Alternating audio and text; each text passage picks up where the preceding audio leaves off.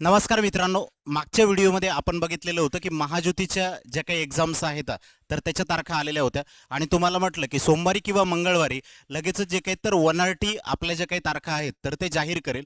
तर वनआरटीने आज जे काही तर परीक्षेच्या तारखा जाहीर केलेल्या आहेत. आता ज्या विद्यार्थ्यांनी महाज्योतीचा फॉर्म भरलेला होता तर त्या विद्यार्थ्यांना वनआरटीची परीक्षा सुद्धा या ठिकाणी इथं देता येणार आहे, कारण की तुमच्या ज्या काही परीक्षा आहेत तर त्या वेगवेगळ्या दिवशी होणार आहेत. जर आपण बघितलं तर 8 ऑगस्ट ते 10 ऑगस्ट या दरम्यान जे काही तर महाज्योतीची परीक्षा होणार होती आणि त्याचबरोबर आत्ताच्या ज्या काही तारखा आहेत यांच्या तर यांची 11 आणि 12 अशा 2 दिवस जे काही तर त्या परीक्षा होणार आहेत. तर कोणती परीक्षा कोणत्या दिवशी असेल तर याची माहिती जी काही तर ती आपण इथं घेणार आहे.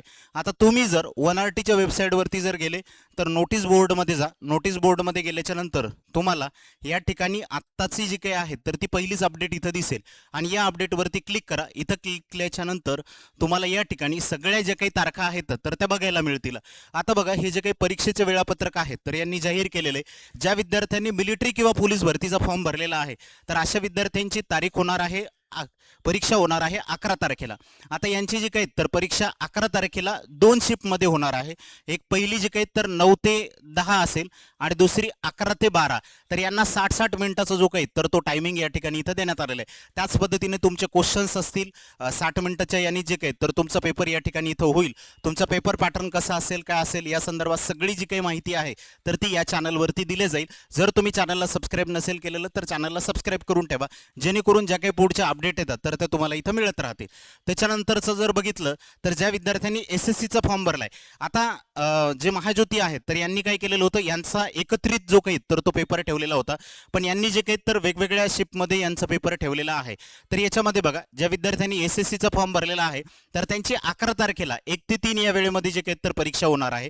त्यानंतर ज्या विद्यार्थ्यांनी रेल्वेचा फॉर्म भरलेला होता त्यांची 4 ते 6 या वेळेमध्ये परीक्षा होणार आहे आणि 11 तारखेलाची परीक्षा होणार आहे. त्याच्यानंतर जर बघितलं तर IBPSच्या विद्यार्थ्यांसाठीची जी काही परीक्षा आहे तर ती 12 तारखेला होणार आहे, सकाळी 9 ते 11 या वेळेमध्ये. त्यानंतर MBA एंट्रन्ससाठीची जी काही परीक्षा आहे किंवा MBA CETची जी काही प्रशिक्षणाची परीक्षा आहे तर ही होणार आहे 12 तारखेला 12 ते 2 या वेळेमध्ये. आणि ज्या विद्यार्थ्यांनी TAITचा फॉर्म भरलेला होता तर त्यांची 12 तारखेलाच परीक्षा होईल 3 ते 5. म्हणजे फक्त यांच्या 2च दिवस जे काही तर त्या परीक्षा असणार आहेत. एक 11 आणि 12 अशा 2 दिवस जे काही तर या परीक्षा होतील. तुमच्या याच्या अनुसार जे काय तर तुम्ही कोणती परीक्षा तुमची कोणत्या दिवशी आहेत तर ते चेक करू शकता, तुम्ही जो फॉर्म भरलेला असेल त्या पद्धतीने. आणि परत एकदा सांगतोय की तुमचं हॉल तिकीट कधी येईल, तर तुमची जी परीक्षा असेल त्याच्या अगोदर 3 दिवसांनी तुमचं हॉल तिकीट येणार आहे.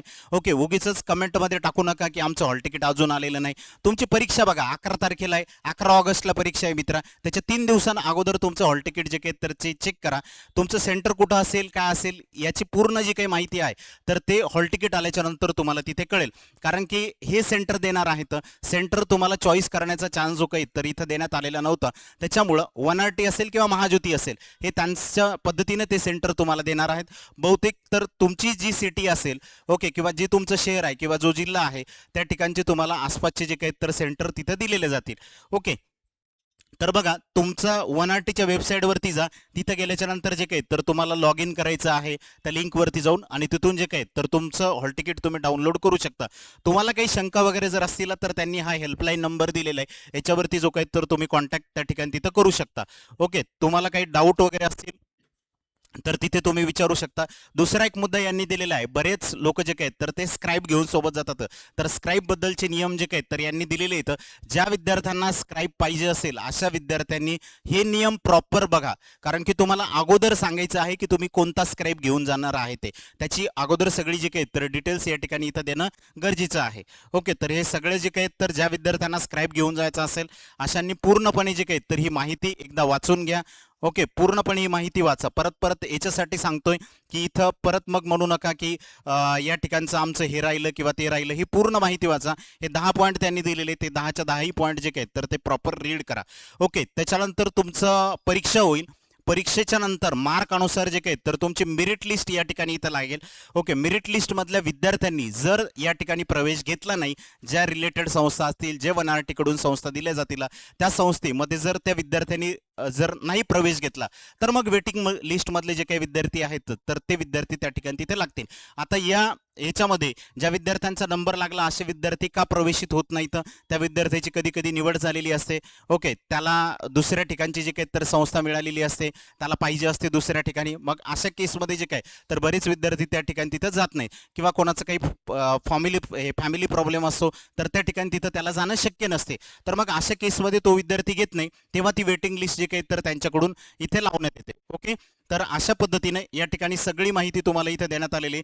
तुमची जी काही वेळ असेल, जो काही टायमिंग असेल, त्या टायमिंगवर तुम्हाला त्या ठिकाणी तिथं हजर राहायचं आहे. सगळी जी काही परीक्षा आहेत तर सीबीटी बेस होणार आहे. सीबीटी म्हणजे ऑब्जेक्टिव्ह बेस जे काही तर ती परीक्षा असणार आहे. ओके, एक क्वेश्चन देण्यात येईल, त्यासाठी तुम्हाला 4 पर्याय जे काही तर या ठिकाणी इथं देण्यात येतील. ओके, या संदर्भात बऱ्याच विद्यार्थ्यांनी जे काही तर कालचा जो काही व्हिडिओ आपण टाकलेला होता त्याच्यामध्ये म्हटलेलं आहे की तुम्ही या संदर्भातले लेक्चर घेणार आहे का, तर निश्चितच याबद्दलची जी काही अपडेट आहे तर ती लवकरात लवकर देऊ, आणि आपल्या चॅनलवरती जे काही तर लेक्चर घेण्याचा नक्की जो काही तर तो प्रयत्न आपण या ठिकाणी इथं करूया. तर चला, सगळ्यांना या परीक्षेसाठी ऑल दी बेस्ट. ओके, भेटूया नेक्स्ट व्हिडिओमध्ये. धन्यवाद.